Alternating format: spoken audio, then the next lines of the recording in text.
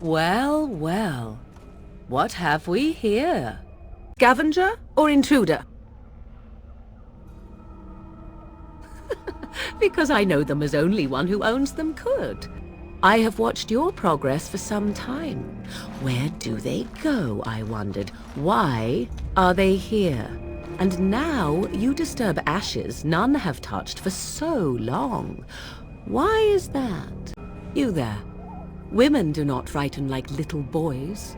Tell me your name and I shall tell you mine. Very well. Preserve your mystery if you desire. You may call me Morrigan. Shall I guess your purpose? You sought something in that chest? Something that is here no longer? Follow me then, if it pleases you. I suggest a village north of the wilds as our first destination. 'Tis not far, and you will find much you need there. Or, if you prefer, I shall simply be your silent guide. The choice is yours.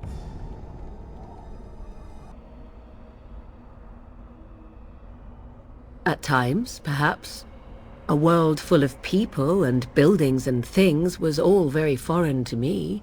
If I wished companionship, I ran with the wolves and flew with the birds. If I spoke, 'twas to the trees.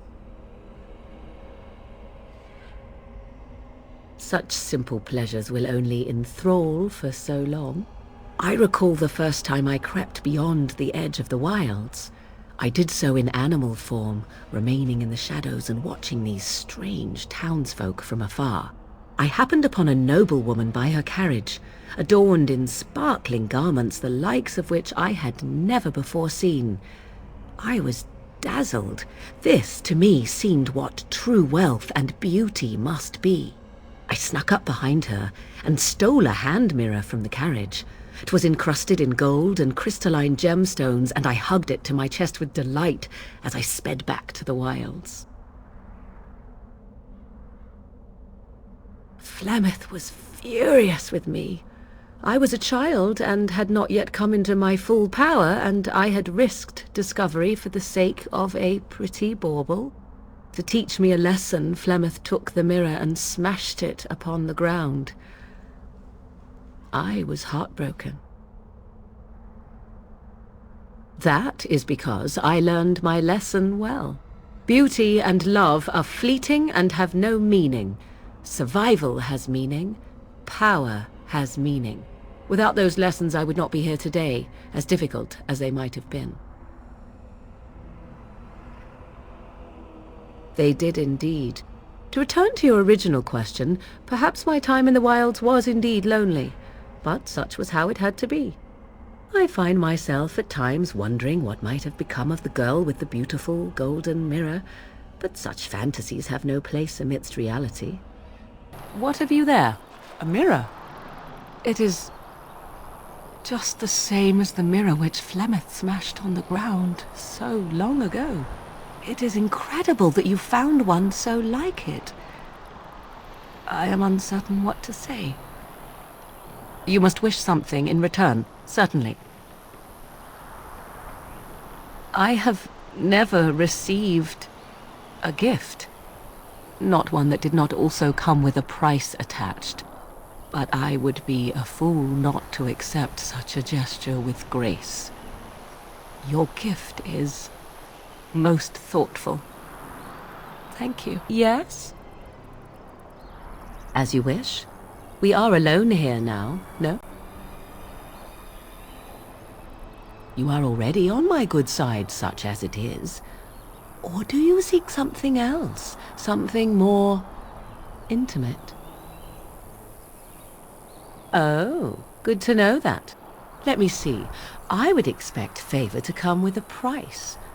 Perhaps you would be willing to pay a compliment. Is that too much? I suppose stating the obvious will have to do. Very well, then. You are on my good side. Best watch your step that you don't fall off. Back off. I have the right to charge what I wish. You profit from their misfortune. I should have the Templars give away everything in your carts. You wouldn't dare. Any of you step too close to my goods and I'll... Oh, You there! You look able. Would you care to make a tiny profit helping a beleaguered businessman? Haha, I'm not the only one with some business sense. He is charging outlandish prices for things people desperately need. Their blood is filling his pockets. 'Tis only survival of the fittest. All of these cretins would do the same in his shoes, given the chance. I have limited supplies. The people decide what those supplies are worth to them. You bought most of your wares from these very people last week. Now they flee for their lives, and you want to talk business?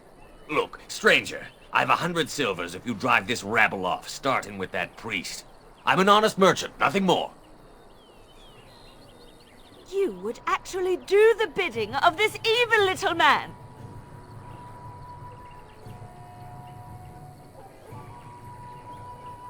Fine.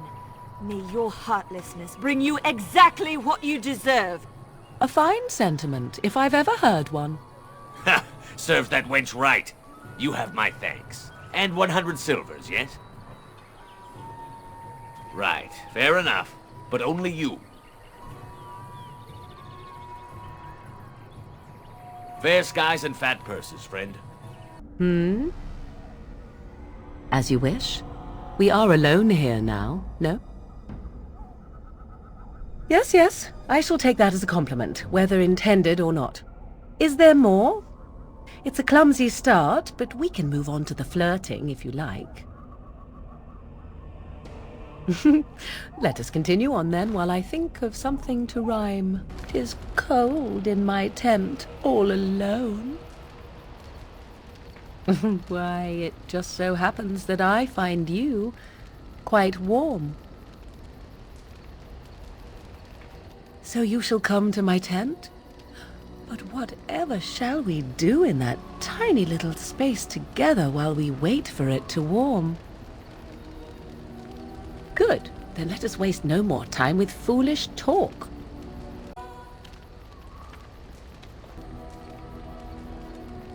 Oh, finished with me now, are you?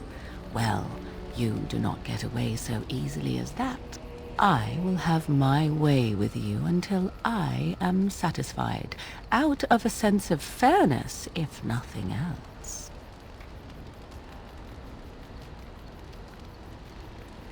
Not really. More of a sense of perversity, truth be told. Simply know that I have no designs on your independence. I wish only to do what I desire, and if that coincides with what you desire, then so be it. And should you decide not to continue our misadventure, then so be it. Very simple, is it not? Then so be it. Come then, let us be off before the others begin to stare. What is there to speak of? Do you wish me to tell you how wonderful you are? Shall I say you are virile and manly? I prefer action over words. Why don't you prove it to me,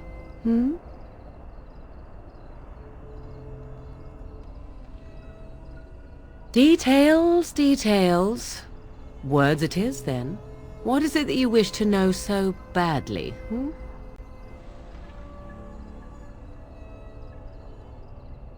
How we... That is a rather tiresome topic. Enough.